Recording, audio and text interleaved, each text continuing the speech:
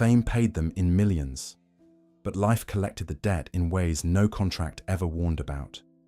Behind the cheerful songs and smiling faces of the Partridge Family lies a ledger of fortunes gained and lives quietly unraveled.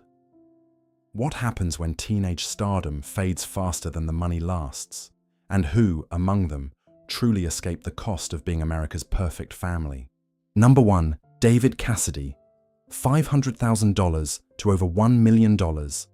He was just 20 when he stepped into the role of Keith Partridge, born into Hollywood blood as the son of actor Jack Cassidy and stepson of Shirley Jones. Fame didn't arrive slowly, it detonated.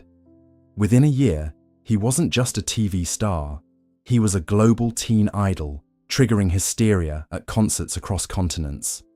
His real fortune didn't come from the show itself, but from the records, the tours, the screaming crowds that turned his name into a brand. Estimates place his total earnings from the era well beyond $1 million, a staggering sum for the early 1970s. By 2026, David Cassidy is long gone, having passed away in 2017 at 67 after years of health struggles and financial turmoil. Despite earning millions, he filed for bankruptcy more than once. The man who once couldn't walk down a street without causing chaos spent his later years battling addiction and fading relevance. Today, he is remembered with a mix of admiration and quiet tragedy, a symbol of how fame can consume even its brightest star. Number 2. Shirley Jones. $400,000 to $800,000. When Shirley Jones took on the role of Shirley Partridge, she was already 36, a seasoned actress, an Academy Award winner, and the undeniable anchor of the cast. Unlike the younger actors, she didn't arrive chasing fame. She brought it with her. Her salary reflected that status, making her the highest paid member up front. She played not just a mother on screen, but a stabilizing force behind the scenes, guiding a cast that was rapidly losing control of their own sudden stardom. By 2026, Shirley Jones stands as one of the few who truly endured. At over 90 years old, she remains a respected figure in Hollywood history, her legacy intact and largely untouched by scandal. While she never benefited from back-end profits like Cassidy, her career before and after the show ensured lasting financial stability. Today, she is remembered not as a cautionary tale, but as a rare survivor who walked through fame without letting it destroy her. Number 3. Susan Dey. $150,000 to $300,000. She was only 17 when she became Laurie Partridge, a shy, inexperienced girl with no formal acting background, suddenly placed under the brightest lights imaginable. Susan Dey didn't come from Hollywood royalty, nor did she expect what followed. Her natural beauty and quiet presence made her an instant fan favorite, and as the seasons progressed, so did her salary. By the end of the series, she had earned a respectable sum for a young actress, hundreds of thousands in total, but nothing compared to the machine built around Cassidy. By 2026, Susan Dey is 73 and has long since disappeared from the spotlight by choice. After later success in LA Law, she quietly retired, avoiding the scandals and chaos that haunted many of her co-stars. She lives a private life, rarely giving interviews, almost as if she stepped out of fame before it could take something from her. Today, she is remembered with a kind of mystery, one of the few who walked away early enough to keep herself intact. Number 4. Dave Madden. $150,000 to $250,000. At 40, Dave Madden was already a seasoned comedian when he became Reuben Kincaid, the ever-exasperated manager trying to control a family band spiraling into fame. Unlike the younger cast, he understood the machinery behind television, the illusion it created, and perhaps the limits of it too. His role was constant, appearing throughout the entire series, and his salary reflected that steady presence. While not astronomical, his earnings placed him comfortably among the top tier of the cast. By 2026, Dave Madden exists only in memory, having passed away in 2014 at the age of 82. His life after the Partridge Family never reached the same heights, but it also avoided the dramatic collapses seen in others. He continued acting, took on smaller roles, and lived a relatively stable life away from the chaos of teen idol fame.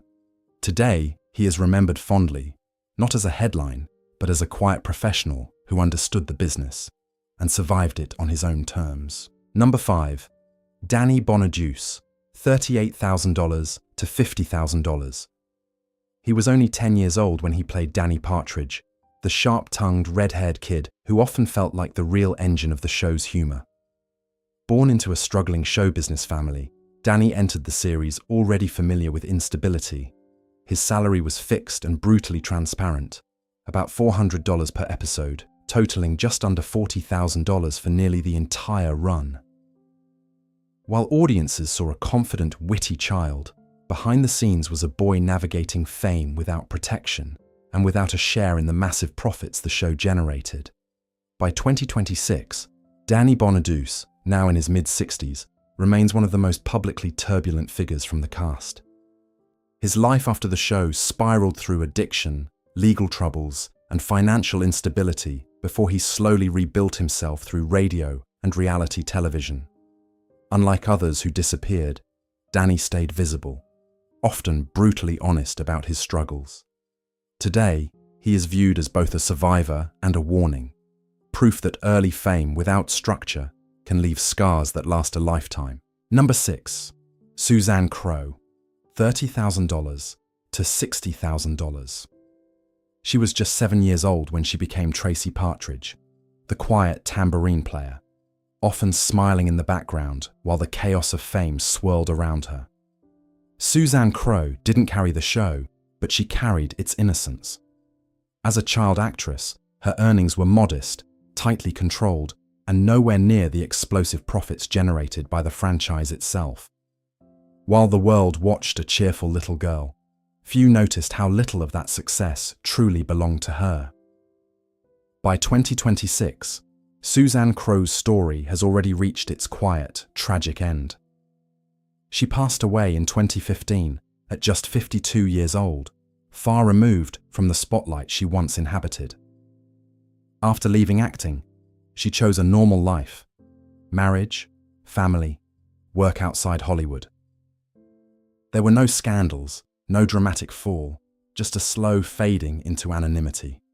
Today, she is remembered with a sense of bittersweet nostalgia, a symbol of childhood fame that never fully translated into lasting fortune or recognition. Number 7.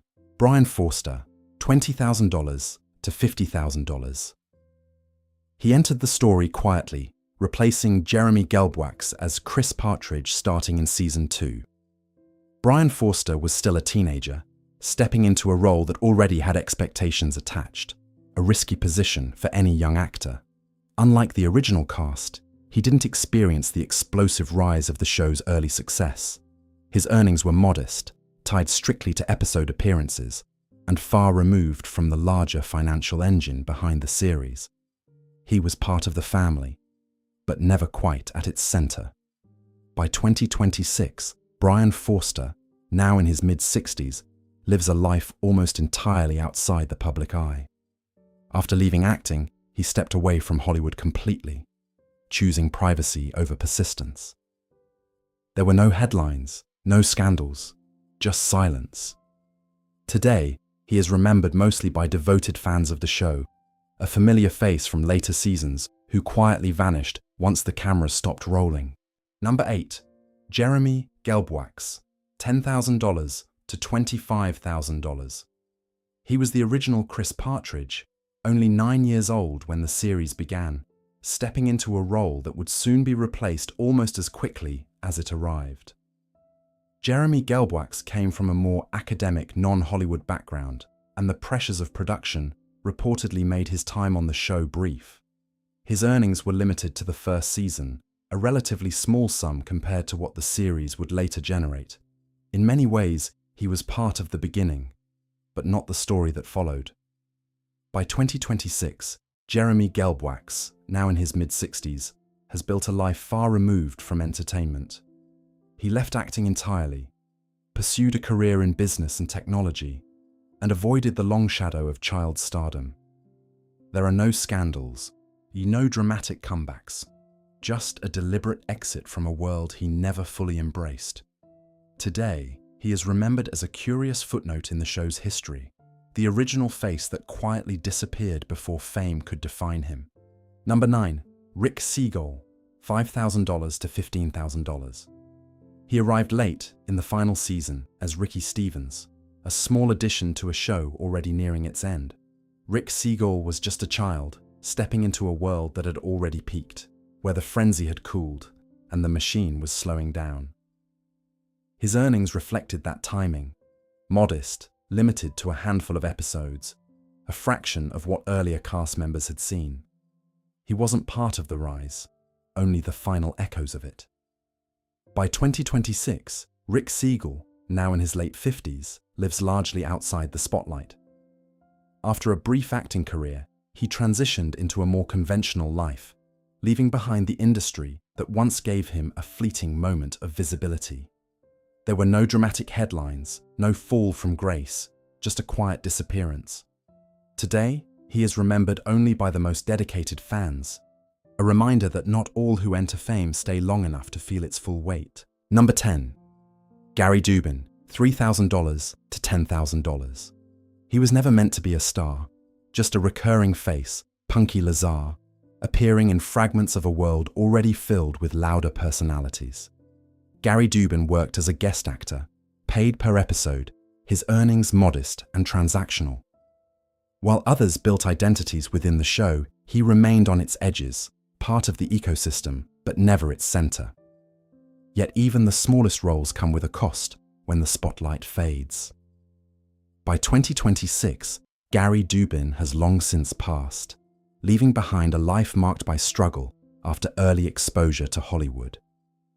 He died in 2016 at the age of 57, after years reportedly affected by addiction and instability.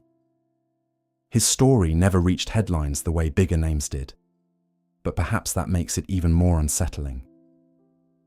Today, he is remembered faintly, a shadow in the background of a beloved show, and a quiet reminder that even the smallest taste of fame can leave lasting scars. They were once America's happiest family, singing on screen, smiling into a future that seemed guaranteed.